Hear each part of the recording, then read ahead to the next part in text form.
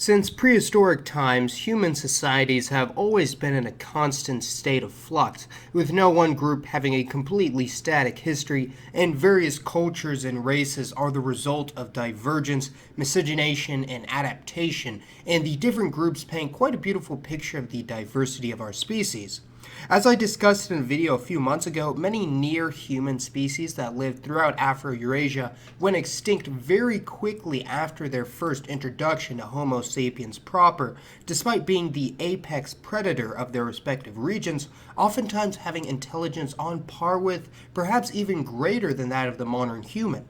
It seems very likely that had groups like the Neanderthals, Denisovans, or other ancient hominids survived to the present day in a pure form, they would simply be thought of as yet another race of humans rather than a non-human or just an animal, despite having far more divergent genetics. But alas, the only legacy of these groups is the non-human DNA 92% of individuals in our species carry as a result of interbreeding with our homely archaic cousins. Now, there are, of course, races of Homo sapiens that have already gone extinct, such as the Scythians and Tocharians of Central Asia, two European-like Indo-Iranian peoples that have been described since antiquity as having light skin and hair with blue or green eyes not being uncommon, as well as dusky features as a result of admixture with surrounding peoples. And it's generally accepted by historians and anthropologists today that the Scythians and Tocharians were the closest in both genetics and appearance to Europeans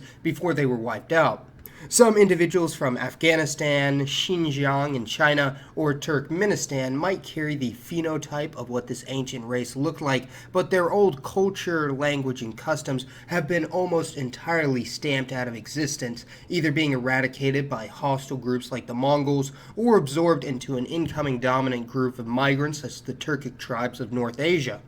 Other races that have virtually gone extinct would include the Australoid races of Indochina or the Southern PRC, or the ancient Vadords of the Arabian Peninsula or the Horn of Africa. So for today's video, we're going to be discussing real-life ramifications for various groups of humans who not only face severe population reduction, but complete and total desolation. And not necessarily individual ethnic groups, as it's estimated that in 80 years, 90% of all individual languages spoken today will go extinct, but actual races or sub-races of humans that can accurately be categorized as such, having their own gene pool, phenotype, and clustered genetic traits, some of which are quite unbelievable.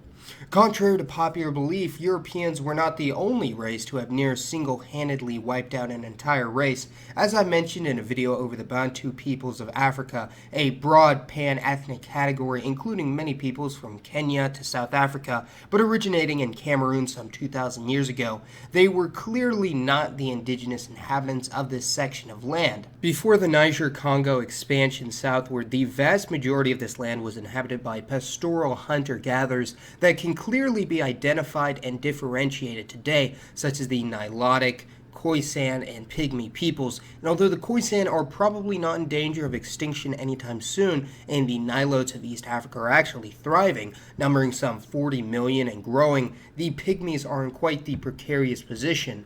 The Pygmies are noteworthy not only for their unique facial features, but their unusual stature, sitting at only 4'9" on average, making them by far the shortest group of humans in Africa. And contrary to popular belief, the Pygmies are not just short Bantus. They have an identifiable gene pool belonging mostly to haplogroups A and B, as opposed to haplogroup E for the Niger-Congo people, and have mostly stayed to themselves for the past few thousand years, with there actually being more genetic distance between the Bantus and Pygmies than Europeans and East Asians. Because of the Pygmies' primitive lifestyle, they faced harsh discrimination and in some cases genocide from almost all groups they've encountered. In the 19th century, a Pygmy man captured by the Force Publique was even brought to America to be featured in a freak show because of his short stature. And even to the present day, some rebel groups in the Democratic Republic of the Congo, a country known for its extreme violence and ethnic division, have hunted and cannibalized Pygmy tribes, considering them to be subhuman. So as you can imagine, the Pygmy population has plummeted to only a few 100,000, and it's possible this unique forest-dwelling people may disappear forever. Similarly, another pre-Bantu population exists in neighboring Tanzania, known as the Hadza, a remnant of a once widespread African race, but have shrunk to possibly barely 1,000 in recent years. The Hadza are thought to be related to the Khoisan due to their sharing of clit consonants in their language, but this is a tenuous connection, as the only thing known for sure is that they remain isolated for thousands of years and are recognized as the indigenous peoples of Tanzania. Similarly, a unique people also used to exist in large swaths of Europe in ancient times before migration from a much larger united group, the Indo-Europeans, pushed them to the fringes of the continent. The Sami, a Finno-Uralic ethnicity, are well known in Scandinavia for their unique phenotype, having a pseudo-East Asian appearance with dark hair, flat faces, and even the occasional epicanthic fold, a trait almost entirely unique to Eastern Eurasians, and for this reason early anthropologists considered the Sami, along with the related but very distinct Finns, to not be a part of the European race. Although similar to the Pygmies in that their gene pool has remained extremely isolated for thousands of years, the Sami are believed to be a remnant of an ancient, unmixed European population with minimal Northern Eurasian admixture, which explains their unique facial features. Regardless, the Sami still saw a strong historic suppression of their culture and language by previous governments, gradually losing more and more land to the Norwegians, Finns, Swedes, and Russians, now numbering less than 100,000 people worldwide, while assimilation and low birth rates continue to chip away at their numbers, with only around a third of the Sami community speaking a Sami language. A group that's in a very similar situation would be the Ainu around the Sea of Okhotsk in the far east of the Eurasian landmass. And similar to how the Sami have slight Asian-looking features, the Ainu have what old European anthropologists described as Caucasoid features, including most notably strong facial and body hair, something not commonly seen in other East Asians like the Japanese or Koreans. The Ainu historically were the dominant group in Sakhalin, the Kuril Islands, Hokkaido, and northern Honshu, Japan's largest, most populous island, before further immigration by migrants from the mainland of Asia pushed them further and further north, eventually disappearing from Honshu altogether and relegating them to small pockets in Hokkaido and Sakhalin. And in the past couple centuries, both the Soviet and Imperial Japanese governments have discouraged the use of the Ainu language and oftentimes instituted policies of forced assimilation for this unique people,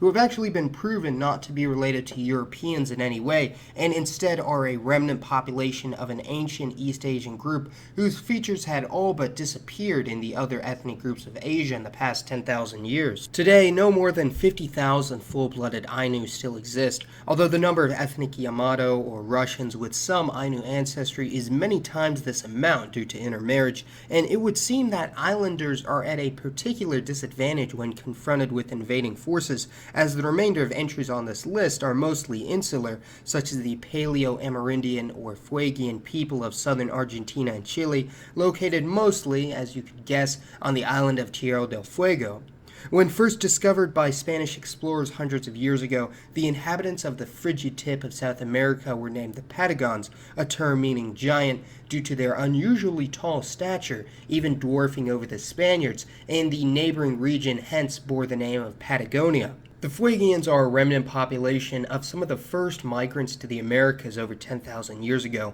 and hence are highly divergent in both appearance and genetics to other Native Americans, and include groups such as the Yaghan, Coascar, and Tehuelche, and being the southernmost population on the planet, have adapted to some pretty extreme conditions, such as fishing in 40-degree water, or hunting completely nude even in winter. However, the introduction of diseases as well as conflict with Croatian and Romanian immigrants caused an extreme population decline among the Fuegians during the 19th century, numbering only 32,000 today, although many of the Spanish-speaking mestizos of southern Argentina and Chile may share ancestry with this group through intermarriage throughout the centuries. This is quite similar to a situation regarding another native insular people on the other side of the world, as in Sri Lanka, the last fragments of the indigenous population still remain in the far interiors of the country.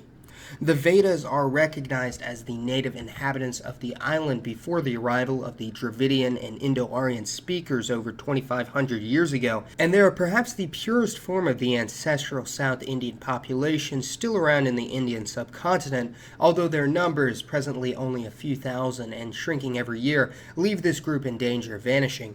This brings us to perhaps one of the most bizarre cases of all, the Animanese, another group in South Asia, kinda. The Animanese are, of course, the indigenous inhabitants of the Andaman Islands, that is currently a part of the Indian state of the Andaman Nicobar Islands, and the group was actually the inspiration for the hostile islanders in Peter Jackson's King Kong adaptation, a rather unflattering depiction, but all in all pretty accurate. The Animanese are distantly related to the Negritos and Orang Asli of maritime Southeast Asia, very clearly having little to no resemblance or strong genetic connection to any group surrounding them.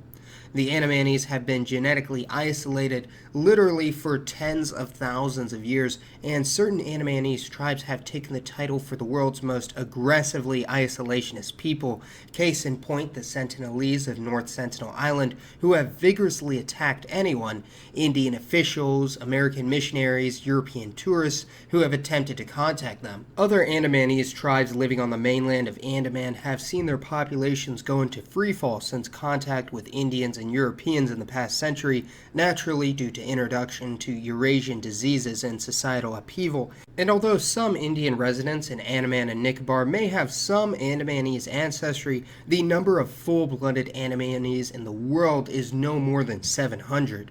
It would appear that the Sentinelese have chosen the route of resisting encroachment onto their lands with extreme prejudice, perhaps knowing or not that interaction with the outside world could result in permanent loss of their culture, customs, and their very identity as a people. So although many of these unique phenotypes, cultures, languages, and customs of these unique races may in fact be lost forever in the upcoming years, it's important to learn about and catalog and appreciate the beauty of the human species. So go ahead and let me know your thoughts on these very unique races of man, and for today's poll, let me know which of these unique yet endangered groups you would like to know more about. And as always, thanks for watching everyone. This has been Mason,